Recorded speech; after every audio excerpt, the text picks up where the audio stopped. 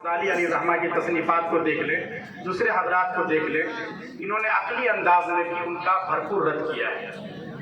خود ہمارے دارالعلوم دیوبند کی جو بنیاد ہے، ظاہر ہے کہ اس کی بنیادوں میں اسلام کا دفاع ہے، اسلام کی حفاظت ہے اور اسلام کے اقدار اور مسلمات کو اچھی شکل میں، بہتر سے بہتر شکل میں لوگوں کے سامنے پیش کرنا ہے۔ حجت الاسلام حضرت مولانا نانوتوی رحمۃ اللہ علیہ کے جو مباحثے ہوئے، مکالمے ہوئے، آپ کی جو تصنیفات ہیں، آپ نے علمی انداز میں اسلام کو اور اسلام کے احکام کو پیش کیا، جس سے اسلام کا بھرپور دفاع بھی ہوا اور اقلیت پسندوں کی اصلاح بھی ہوئی۔ الحمدللہ وہ روایات ابھی بھی باقی ہیں، اور یہ جو فتنے نئی شکل میں آ رہے ہیں، ہمارے دارالعلوم کے فرزند یا ایک اس کی فکر سے وابستہ افراد الحمدللہ اس کی سرکوبی کے لیے اپنی خدمات انجام دے رہے ہیں۔ اس وقت جو الحاد کا مسئلہ ہے، ظاہر ہے کہ یہ اس وقت کا سب سے بڑا مسئلہ ہے، کیونکہ الحاد یہ براہ راست توحید کو ٹارگٹ کر رہا ہے۔ ہماری سب سے جو اولین اور مضبوط بنیاد ہے وہ توحید ہے۔ اگر توحید ہی کی بنیاد متزلزل ہو گئی ہے تو پھر ہم کہیں کے نہیں رہیں گے۔ ہمارا جو سب سے قیمتی سرمایہ ہے وہ توحید کا سرمایہ ہے، ہماری سب سے قیمتی متاع توحید کی متاع ہے۔ اس لیے اس وقت براہ راست توحید کو ٹارگٹ کرنے کی کوشش کی جا رہی ہے۔ یہ جتنے قوانین بنائے جا رہے ہیں اور جتنی افراتفری مچائی جا رہی ہے، پروپیگنڈے ہو رہے ہیں، پارلیمنٹ میں نئے نئے قوانین آ رہے ہیں، ان سب کا مقصد یہ ہے کہ توحید کی بنیادوں کو متزلزل کیا جائے قانون کی راہ سے۔ اور اس وقت ہندوستان میں خاص کر جو تہذیبی بالادستی کی جنگ چل رہی ہے اور یہ تاثر دینے کی کوشش کی جا رہی ہے کہ اسلام اسکار رفتہ ہو گیا ہے، اسلام کو اپنے نکاح کے نظام میں، طلاق کے نظام میں اصلاح کی ضرورت ہے، اور یہ سب اس لیے ہے تاکہ لوگ اسلام سے دور ہوں اور دوسری تہذیب کی طرف دیکھیں۔ اور آپ دیکھ رہے ہیں پارلیمنٹ میں مستقل بحثیں ہو رہی ہیں وندے ماترم کو لے کر، اور اس لیے تاکہ لوگوں میں شرک کے جذبات پیدا ہو سکیں اور ان کی جو اصل بنیادیں ہیں ان بنیادوں میں رکھنا پیدا کرنے کی کوشش کی جائے۔ لیکن الحمدللہ آپ کے اکابر ہیں اور علماء کرام ان کوششوں اور ان سازشوں سے پوری طرح واقف ہیں، اور وہ اس کا جس طرح مقابلہ کر سکتے ہیں مقابلہ کرنے کی کوشش کر رہے ہیں تاکہ اپنے ایمان کی بھی حفاظت ہو سکے اور نسلوں کے ایمان کی بھی حفاظت ہو سکے۔ یہ اس وقت کا سب سے بڑا اور اہم مسئلہ ہے، اور الحاد کی شکلیں بدلتی رہتی ہیں۔ شروع میں تو ملحدین نے یہ نعرہ دیا کہ ملحد کا مطلب تھا خدا کا انکار، کوئی بھی اگر خدا کا منکر ہو جائے گویا وہ ملحد ہو گیا۔ لیکن انہوں نے دیکھا کہ ہماری دال گل نہیں رہی ہے اور بات آگے نہیں بڑھ رہی ہے، نمبر گیمنگ میں ان کو پریشانی ہو رہی تھی کہ ہماری تعداد بہت کم ہے، تو 9/11 کے بعد انہوں نے اپنی تاریخ میں بہت توسیع کر دی اور یہ کہا کہ جو بھی ایمان کے سلسلے میں ذرہ برابر بھی شک اور شبہ میں مبتلا ہو وہ ملحد ہے۔ اور اس طریقے سے ان کا دعویٰ یہ ہے کہ بہت بڑی تعداد ملحدین کی اس وقت دنیا میں ہے، ہمیں ان دعووں سے بہت زیادہ مرعوب ہونے کی ضرورت نہیں ہے۔ ایسا نہیں ہے، اس وقت بھی بہت زیادہ تر لوگ وہ ہیں جو خدا کے وجود پر یقین رکھتے ہیں اور وہ صرف اپنی عقلیت پرستی سے متاثر نہیں ہوتے۔ ان کا جو ملحدین کا خاص طور سے جو ان کا نعرہ ہے وہ یہ ہے کہ ہم چونکہ الحاد کی جو تحریک چلا رہے ہیں اس کے اندر عقلیت ہے اور یہ مذہب کا متبادل ہے، لیکن دونوں ہی باتیں غلط ہیں۔ چند مفروضوں کے علاوہ ان کے پاس کچھ نہیں ہے۔ جتنے بھی ملحدین ہیں دنیا بھر کے، حضرت امام ابو حنیفہ رحمۃ اللہ علیہ کا جس ملحد اور دہریے سے مناظرہ ہوا تھا، وہاں سے لے کر کل کو ہمارے مفتی شمائل احمد صاحب نے اور مفتی یاسر صاحب وغیرہ نے جس دہریے سے یا جس ملحد سے بھی مقابلہ کیا ہے، سب کے تقریباً یکساں سوالات ہیں، اور اسی کو بدل کر نئی تعبیرات اور نئے انداز اور نئے اسالیب میں وہ اس کو پیش کرتے ہیں۔ اس لیے ضرورت اس بات کی ہے کہ خود پہلے ہم اپنے عقیدہ توحید پر مضبوطی کے ساتھ جمیں، اور ارتداد کی جو لہریں اٹھنے والی ہیں اس کے لیے ہم اپنے آپ کو ذہنی طور سے تیار کر لیں۔ ارتداد اب صرف اس اعتبار سے نہیں ہے کہ لوگوں کو مذہب سے ہی الگ کر دیا جائے، بلکہ دین کے کسی بھی مسلمات میں سے کسی مسلم کے بارے میں شک اور شبہات کے بیج اور اس کے جراثیم ذہنوں میں پیدا کر دینا، اس کے ذریعے جو ارتداد کی لہریں آ رہی ہیں اس کا مقابلہ کرنے کی ہم سب کو ضرورت ہے۔ تو ہمارے طلبہ عزیز کو بھی اس کے لیے تیاری کرنی چاہیے، اور میں خصوصیت کے ساتھ مبارکباد پیش کر رہا ہوں ہمارے مفتی شمائل عبداللہ ندوی صاحب نے، اللہ ان کو سلامت رکھے اور ان کے علم اور عمل سے پوری امت کو اور زیادہ فیضیاب کرے۔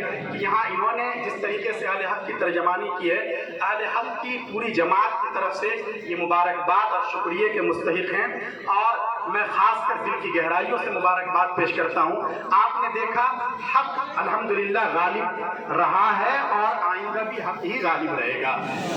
لیکن اس کے لیے ضرورت اس بات کی ہے کہ جو اہل حق ہیں وہ ان وسائل کو بھی اختیار کریں اور نبوی اسالیب کو بھی اپنائیں. مناظرے میں کامیابی کے لیے بہت بنیادی چیز ہوتی ہے کہ آدمی نہ سامنے والے سے مرغوب ہو اور نہ کسی طرح کے ہیجان میں مبتلا ہو. شروع سے آخر تک ہم نے دیکھا کہ الحمدللہ حضرت مفتی صاحب جو اگرچہ وہاں اکیلے اس کرسی پر بیٹھے تھے لیکن پوری جماعت حقہ ان کے لیے سر بسجود تھی. لوگوں نے روزے رکھے, لوگوں نے نمازیں پڑھی, منتیں مانی تاکہ اللہ تبارک و تعالیٰ ان کی زبان کو وہاں پہ جاری کر دے اور یہ پوری ملت کی صحیح ترجمانی کر سکیں. اللہ نے فضل فرمایا اور ملت کی آبرو میں اور ان کی عزت میں انہوں نے اضافہ کیا. تو آپ نے دیکھا شروع سے آخر تک الحمدللہ یہ نہ تو کسی مرحلے پر مرغوب ہوئے.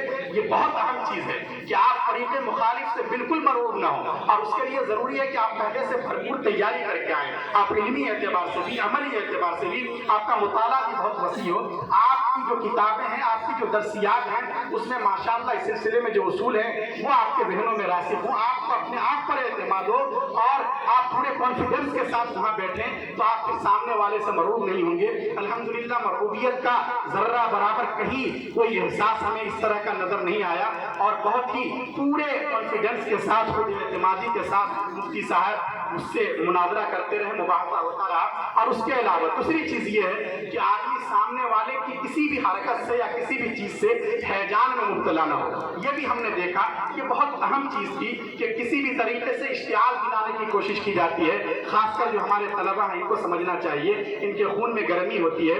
کہیں بھی اگر آپ مذہب پہ بات کر رہے ہیں یا ایک حقائق کو ثابت کرنا چاہ رہے ہیں تو آپ حقائق کو پیش کیجیے. وہاں صرف جذبات سے کام نہیں چلتا ہے, دنیا حقائق کو دیکھتی ہے. کل بھی آپ نے دیکھا ادھر سے بھی اچھی اچھی تعبیرات ہیں, اچھے الفاظ ہیں, لیکن دنیا ایک ایک لفظ کو تولتی ہے. اب جذبات کا زمانہ نہیں ہے کہ آپ کھڑے ہو کر صرف جذباتی تقریر کر دیں, بلکہ آپ اس میں حقائق پیش کیجیے, ایویڈنس دیجیے, لوگوں کے سامنے اس طرح کے ثبوت دیجیے, دلائل کی بنیاد پر آپ بات کیجیے. اس لیے آپ نے دیکھا کہ الحمدللہ پوری دنیا میں جو سمجھدار لوگ ہیں, چاہے وہ مسلمان ہوں یا کسی اور مذہب سے تعلق رکھتے ہوں, اگر ان کے اندر عقل اور شعور ہے, انہوں نے مفتی صاحب کو کی عظمت کو سلام کیا اور مفتی صاحب کے دلائل سے اور بحث سے متاثر ہوئے. تو یہ جو چیزیں ہوتی ہیں یہ ہم سب کے لیے سیکھنے کی چیزیں ہیں. اور اس کے ساتھ ساتھ میں نے جیسا کہ عرض کیا, اس طرح کے ملحد تو ہم میں کم ہیں تو جو بالکل خدا کا ہی انکار کر بیٹھے, لیکن یہ جو ملحد کی دوسری قسم ہے جس کے اندر انہوں نے تعمیر کی ہے کہ کسی بھی طرح کا شک اور شبہ پیدا ہو جائے وہ ملحد ہے, اس طرح کی ایک بڑی تعداد خود ہمارے اندر موجود ہے. تو ہمیں ان کے لیے ہمدردی کے جذبات ہونے چاہیے. یہاں فتح اور شکست کا مسئلہ یہ نہیں ہے, وہ بھی ایک مسلم خاندان سے آتے ہیں.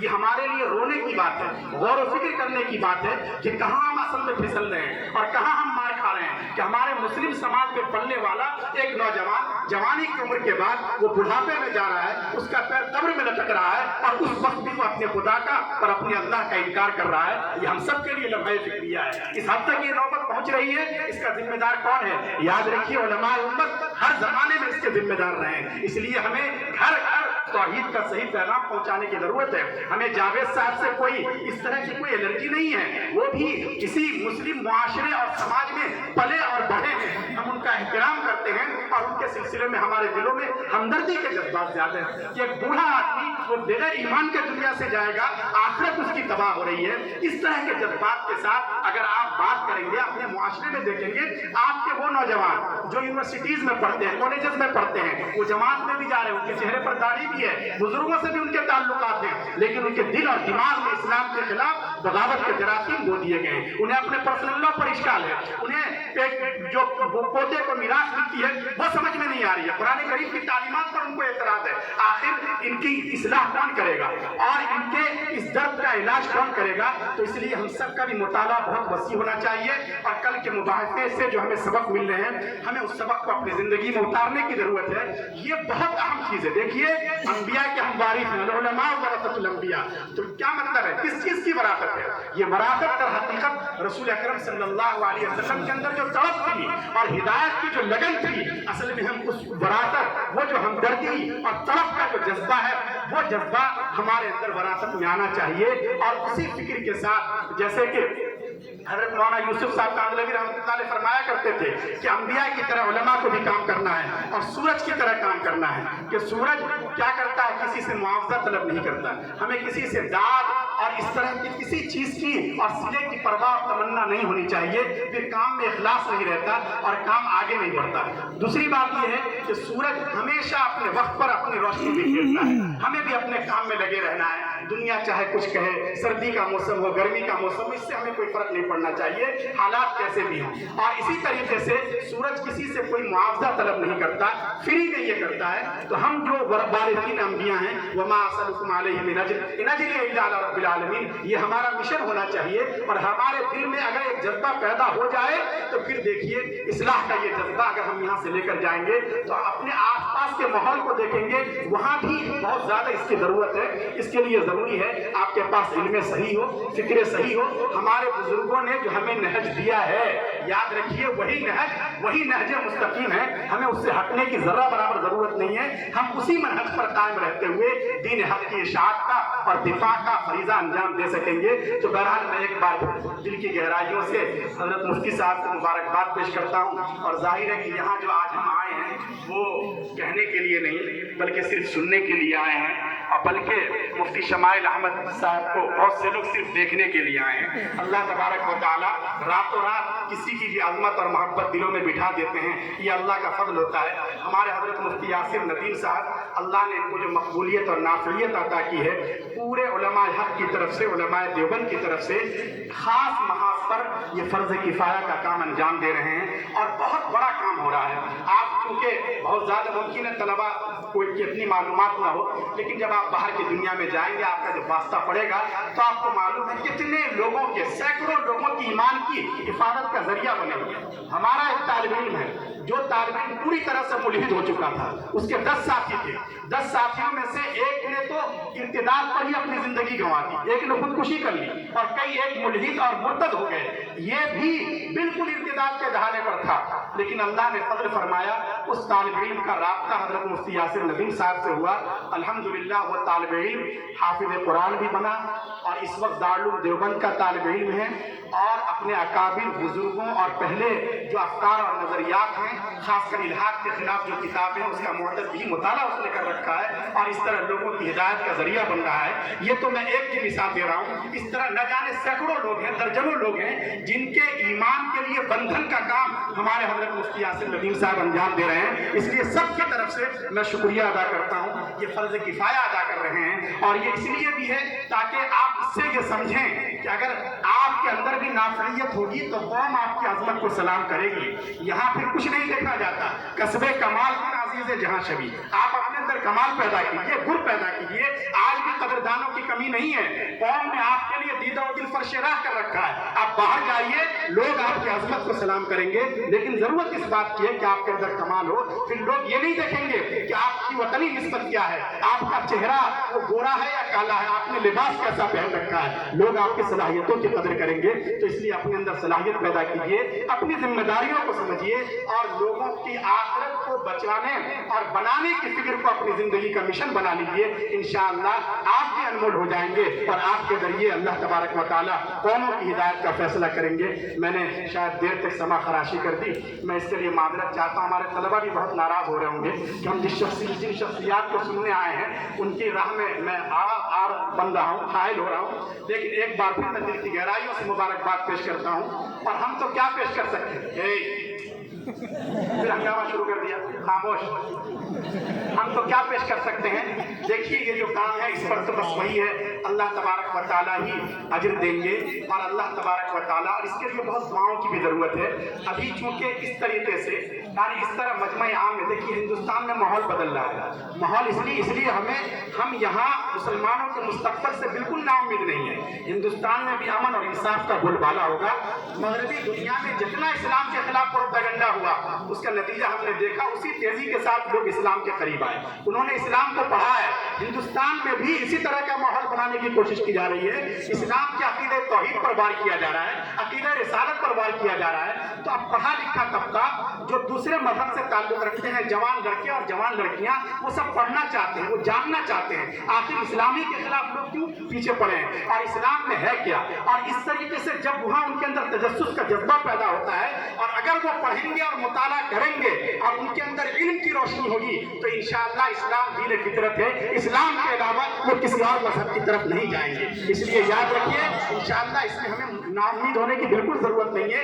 ये भी एक नया स्टेज सजा है और इसके जरिए बहुत लोगों तक तौहीद का और इस्लाम का पैगाम जाएगा। हम ये चाहेंगे कि आइंदा ये और वसी पैमाने पर हो, खुद क्या खुदा का वजूद है इससे बढ़कर तौहीद पर भी इस तरह डिबेट हो और मुहावजे हो ताकि पूरी की पूरी मिल्लत को फायदा हो और दूसरे लोगों के दिलों में जो शुक्र शुबहात है उनका इजाला हो सके। इसलिए बहुत ज्यादा दुआओं की जरूरत है और ये हजरात भी जाहिर है कि एक इस जदीद हिंदुस्तान में नई सतह पर यह काम हो रहा है, इसलिए हम सबको अल्लाह ताला की तरफ मुतवज्जो होना चाहिए।